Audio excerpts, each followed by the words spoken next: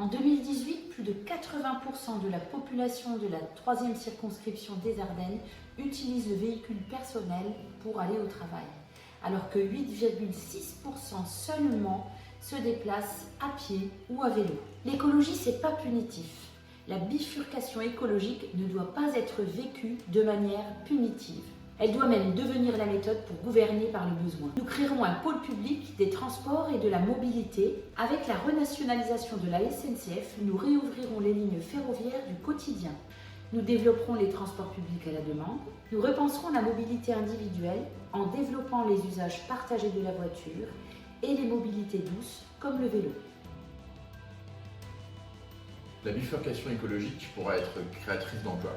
En effet, nous ferons en sorte de relocaliser les productions en faisant en sorte de taxer davantage les produits importés pour retrouver une certaine souveraineté. Cela permettra à la fois de créer de l'emploi et en même temps de réduire l'empreinte carbone de nos consommations. Nous financerons la rénovation thermique de 700 000 logements par an. Cela sera rendu possible avec un investissement comparable à celui de l'EPR de Flamanville. L'investissement massif dans les énergies renouvelables apportera aussi de l'emploi. De plus, nous comptons sur les avancées technologiques qui auront lieu et qui permettront une meilleure performance du renouvelable. Pour exemple, c'est déjà le cas avec le solaire qui est beaucoup plus efficace les années passées. Nous planifierons le passage à 100% d'énergie renouvelable. Le mot d'ordre sera sobriété et efficacité énergétique. Nous sortirons des énergies carbonées et il n'y aura plus aucune subvention pour les énergies fossiles. Nous sortirons du nucléaire trop lent à déployer, trop marginal, trop fragile pour un monde qui se réchauffe, trop risqué pour des régions géopolitiquement instables et en plus, trop coûteux. Le nucléaire a beau être une énergie bas carbone, ça n'en fait pas une solution adaptée à l'urgence climatique.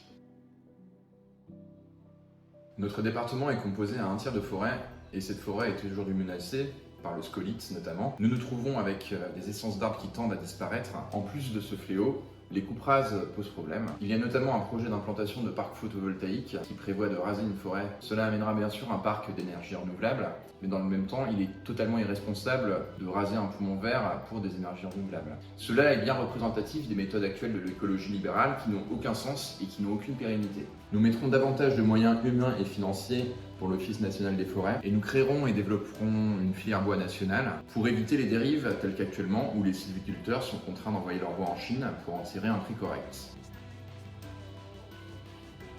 Tout ce qu'on vient de dire, il faut vraiment le mettre en place parce que l'urgence climatique, elle est là. Le dernier rapport du GIEC, qui date d'avril 2022, nous parle.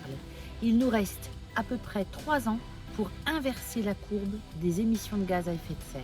Les mesures doivent être radicales et surtout immédiates.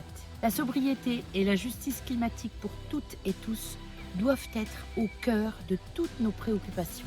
Nous mettrons en place la planification écologique qui donnera aux communes un rôle majeur. Ainsi, elles pourront faire remonter du terrain les problématiques locales. Nous mettrons en place la règle verte qui a pour but de ne pas prendre plus à la terre que ce qu'elle est capable de reconstituer.